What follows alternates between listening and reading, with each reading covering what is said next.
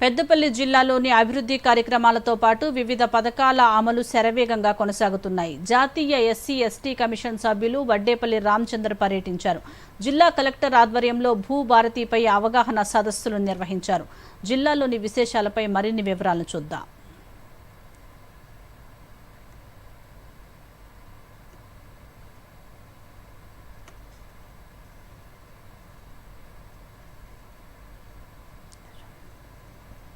జాతీయ SC ST commission సభ్యులు వడ్డేపల్లి రామచందర్ పెద్దపల్లి మంచిర్యాల జిల్లా కలెక్టర్లు ఉన్నతాధికారులతో సమీక్షా సమావేశం నిర్వహించారు. సంక్షేమ పథకాలు అమలు, ఎస్సీ ఎస్టీ కేసుల పరిష్కారం, సప్లాన్ అమలుపై సమీక్ష నిర్వహించారు.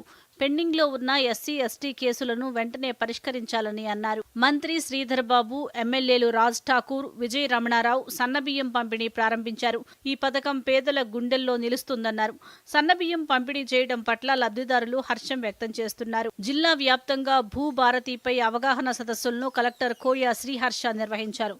నూతన ఆర్ఓఆర్ చట్టం అమలు విధానం వల్ల సాదా బైనమా విధానానికి ప్రభుత్వం వీలు కల్పించిందని తెలిపారు. కొన్నేళ్లుగా పరిష్కారం కాకుండా ఉన్న భూ సమస్యలను పరిష్కరించడానికి రాష్ట్ర ప్రభుత్వం భూభారతి నూతన ఆర్ఓఆర్ చట్టాన్ని అమలు చేసిందన్నారు. రామగుండం ఎరువుల కర్మాగారం, ఆర్ఎఫ్సిఎల్, ఎన్టీపీసీ సంస్థలు 2024-25 ఆర్థిక సంవత్సరంలో తమ నిర్దేశిత లక్ష్యాన్ని పూర్తి చేశాయి.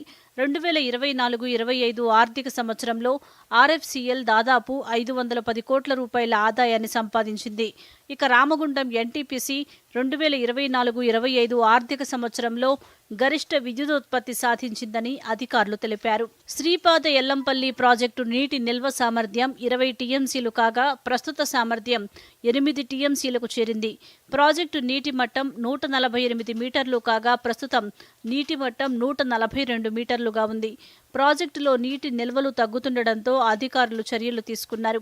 సింగరేణి వ్యాప్తంగా భూగర్భ జలాలను పెంచేందుకు 50 కొత్త చెరువులను నిర్మించి తద్వారా సింగరేణి పరిసర ప్రాంత ప్రజలకు తాగు, సాగునీరు అందుబాటులోకి తేనుంది. జిల్లా వ్యాప్తంగా 14 మండలాల్లో ఐకేపీ సెంటర్లు ప్రారంభమయ్యాయి. ఈ సందర్భంగా ఎమ్మెల్యే రాజ్ ఠాకూర్ మాట్లాడుతూ ప్రభుత్వం తాలు తరుగు లేకుండా వడ్లను కొనుగోలు చేస్తుందని తెలిపారు. రైతులకు సంబంధించిన సమస్యలను తెలుసుకొని వాటిని వెంటనే పరిష్కరించాలని అధికారులను ఆదేశించారు. Bureau report, Doordarshan news.